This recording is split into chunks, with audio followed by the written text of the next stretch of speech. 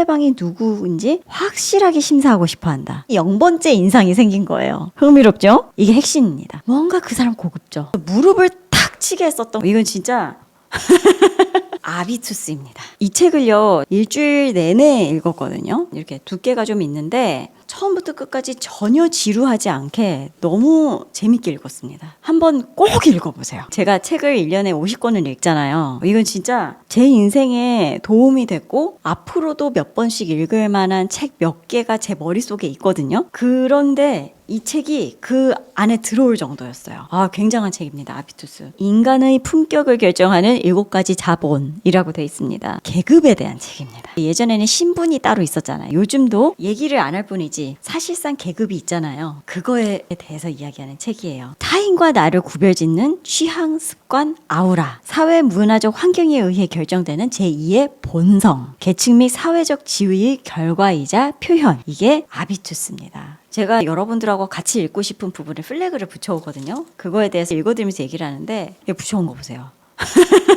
엄청나죠? 이 책을 읽으면서 무릎을 탁 치게 했었던 그런 부분이 너무 많았던 거예요. 인간의 품격을 결정하는 7가지 자본에 대해서 이야기합니다. 그 7가지 자본이 뭔지를 이야기하는 건데 심리자본, 문화자본, 지식자본, 경제자본, 신체자본, 언어자본, 사회자본 이렇게 7가지입니다. 모든 자기계발서가 그렇듯이 우리 모두 최상류층으로 가고 싶은데 그들의 생각은 어떻고 그들의 생활 양식은 어떻고 그들의 아비투스는 이러한데 우리가 어떻게 하면 그들의 아비투스를 가질 수 있을까? 그리고 우리가 어떻게 하면 최상류층으로 갈 수 있을까? 이런 내용이라고 보시면 될 것 같습니다. 독일의 경우 대부분의 최고 경영자가 상위 4%, 즉 매우 부유한 고소득 중산층 혹은 상류층 가정 출신이다. 부유한 가정 출신이라 하더라도 자기 힘만으로는 경제, 정치, 문화계에서 최고의 자리에 오를 수 없다. 그러나 확실한 이점이 있는 건 사실이다. 엘리트 채용에서는 유사성의 원리가 지배한다. 결정권자가 되려면 결정권자와 닮는 것이 가장 중요하다. 물론 전문성도 중요하다. 독일의 최고 경영자 중 14%가 노동자 계층 출신이고 전문성이 중요하지 않았더라면 그 자리에 오를 수 없었을 거라고 판단이 됐다고 해요. 그렇더라도 능력은 절반의 무기에 불과하다. 어려서부터 고급 아비투스가 몸에 밴 사람은 평균적으로 2배 더 빨리 더 쉽게 최고가 된다. 나한테 알게 모르게 스며있는 어떤 분위기, 말투, 그리고 나의 친구들, 나의 취향, 외모, 학력을 포함해서 이런 모든 것들이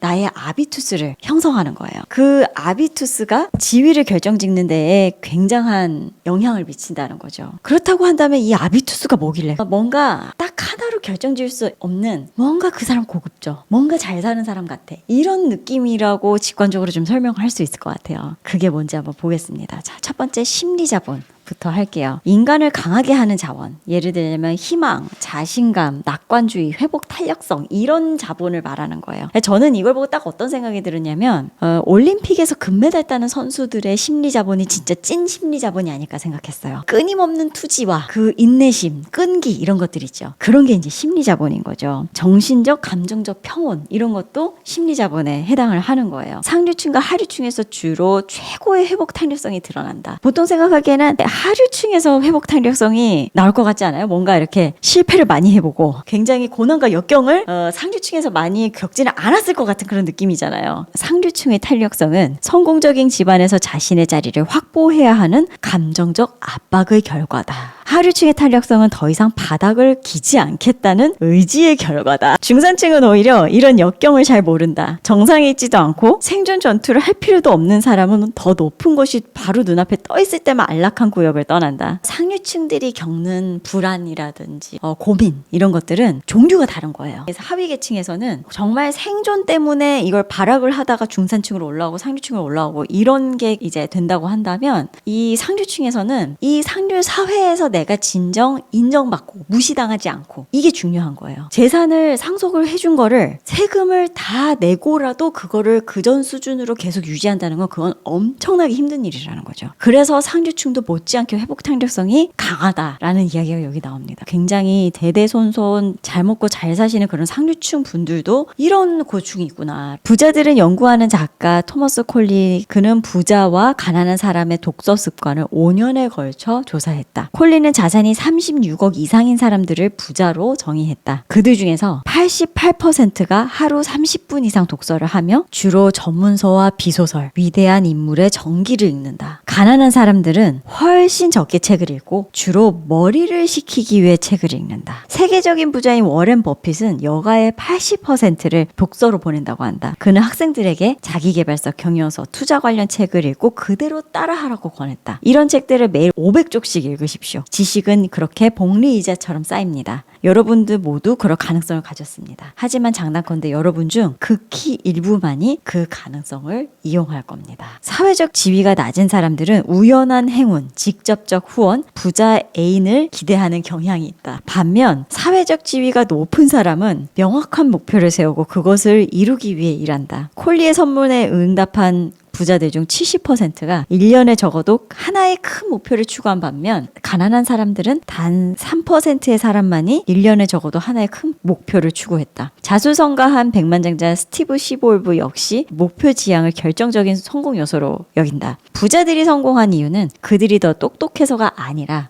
계획을 세우고 실천했기 때문이다. 그들은 배가 항구에 도착하기를 고대하지 않고 직접 배를 만든다. 사회적 지위가 높은 사람들이 로또를 안 산다는 소리예요. 사회적 지위가 낮은 사람들 우연한 행운, 직접적 후원, 부자 애인을 기대하는 그러니까 한탕을 노리는 거죠. 백만장자의 공통점은 강한 자의식과 사명감이다. 재산을 상속받았음에도 모두가 정당하게 부자가 되었다고 믿는다. 부자들은 자신이 평균 이상으로 책임감이 높고 적극적으로 사회에 기여한다고 생각한다. 태어났을 때부터 우리는 우월해라는 계급의식이 훨씬 강하게 들어있는 거예요. 나는 다른 사람들이랑 달라. 이게 사명감도 있지만 일종의 저는 이 부분을 읽고 어떻게 해석이 됐냐면 내가 이 가문의 역사 속의 한 점이라면 내가 그 점을 찍었을 때 어떻게 하면 임팩트를 줄 수 있을 것인가를 생각한다는 거예요. 이 사회에 내가 없어도 나의 영속성을 계속 가져가고 나의 영향력을 계속 누리려면 기부를 한다는 거죠. 자선 행사를 하고 그런 의미에서 사회적 기여를 계속 하는 게 몸에 배어있구나. 전 그런 생각을 했습니다. 자, 그 다음 경제자본 가겠습니다. 경제자본은 우리가 흔히 생각하는 물질재산입니다. 뭐 주식, 부동산, 돈, 뭐 기업자산, 보석류, 금, 예술작품, 뭐 연금, 상속 이런 재산들 그런 거를 전반적으로 말하는 거죠. 그 재산에 대해서 아비투스 얘기해 볼게요. 상류층이나 중산층이나 하류층이나 모두가 아직 부족하다라고 느낀다는 거예요. 금융잡지 워스가 상위 10% 부자들과 인터뷰한 기사에서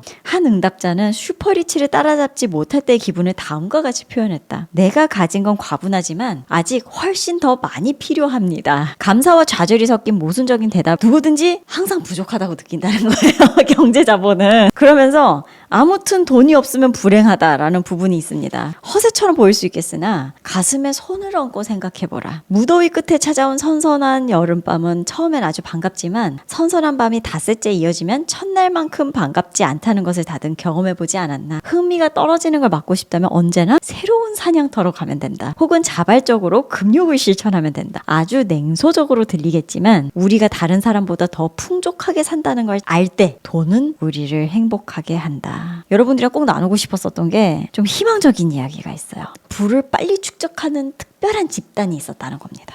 고학력의 이런 사람들이 본인의 자산을 빠르게 축적하는 데에 능하지 않다는 거예요. 특히 매우 성공적으로 자산을 늘린 사회적 집단이 있는데 바로 하류 출신 숙련된 기술자와 수공업자들이다. 그들은 작은 사업체를 모범적으로 운영했다. 그들은 어릴 때부터 미래를 위해 돈을 저축한 검소한 명장들이다. 같은 연령대의 대졸자와 달리 그들은 과욕을 부리지 않고 이웃의 도움 없이 자기 손으로 직접 집을 짓고 수입과 지출을 정확히 장부에 기재하고 피트니스 센터 대신 동호회에서 운동하고 자동차를 구매할 때는 브랜드보다 품질을 우선시하며 아이를 돌볼 사람이 필요하면 할아버지나 할머니의 도움을 받았다. 저축 비율이 높으니 예금에서 생기는 소득이 두 번째 소득이 된다. 언젠가 돈이 눈에 띄게 저절로 늘어나기 시작하는 경지에 다다른다. 교육 수준이 높을수록 많이 소비한대요. 네, 그런 경향이 있다고 합니다. 유기농 식재료, 좋은 집, 오페라와 연간 회원권, 운동기구, 미용, 패션, 육아 도우미, 자기개발을 위한 추가 교육, 이따금씩 누리는 호화 외식, 해외여행. 사치스럽지 않다 하더라도 도회적 생활 양식 때문에 돈이 작은 블랙홀로 빨려 들어가듯이 허비된다. 이것이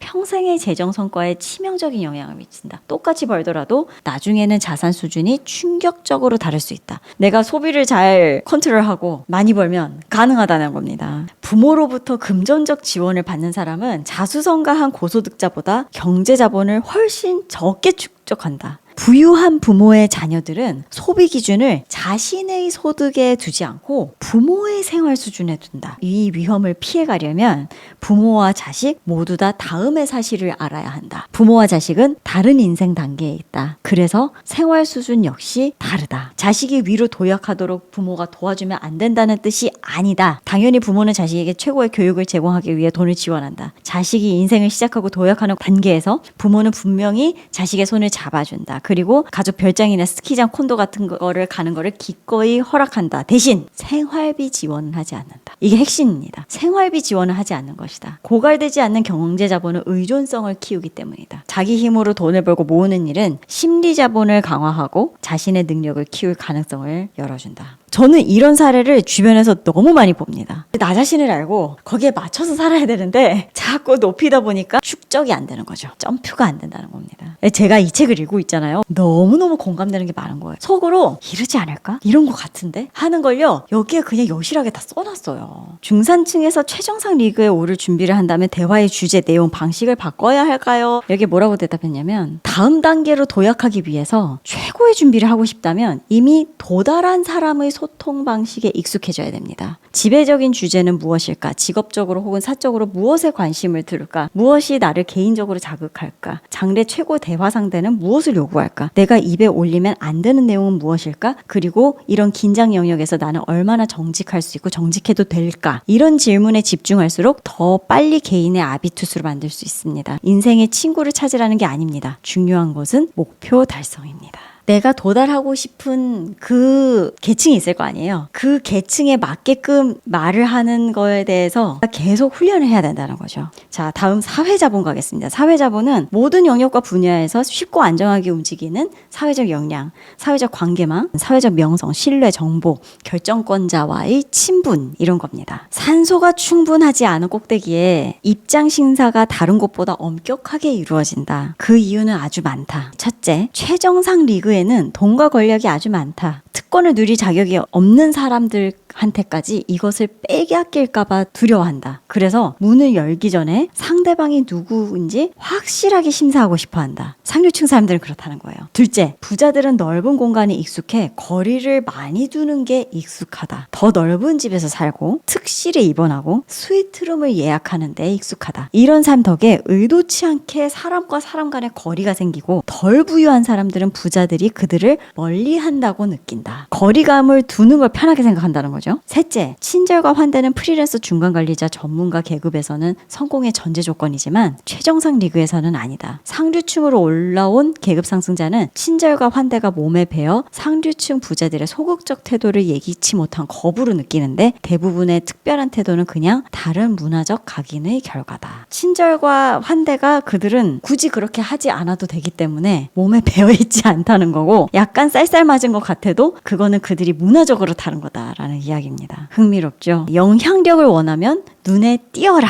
첫인상에는 두 번째 기회가 없다. 꼿꼿이 세운 허리, 힘찬 악수, 크게 뜬 눈, 깨끗한 신발 이 정도 첫인상이면 상대방이 곧바로 마음에 들어 할 거라 확신할 수 있었다. 옛날엔 그랬다. 지금도 여전히 첫인상은 중요하다. 그러나 이젠 첫인상 전에 구글 검색이 생겼다. 0번째 인상이 생긴 거예요. 흥미롭죠? 이제는 모두가 호텔을 예약하기 전에 예약 사이트에서 위치, 시설, 가격을 확인한다. 마찬가지로 낯선 사람을 만나기 전에 그에 대한 정보를 알아볼 수 있게 됐다. 5년 전 게시물, 몇몇 기사, 다양한 사진이 몇 초 안에 인상을 만든 후에 만남을 결정한다. 의견을 가진 모두가 이용하는 인터넷에 큰 기회가 있다. 잘 이용할 줄 알아야 된다. 0번째 인상은 첫 번째 인상보다 통제하기가 훨씬 어렵지만 0번째 인상을 만들지도 않은 것은 좋은 해결책이 아니다. 온라인에 존재하지 않는 것은 무의미한 사람이라는 뜻이기 때문이다. 구글에 검색되지 않는 사람은 검색자 입장에선 존재하지 않는 사람이다.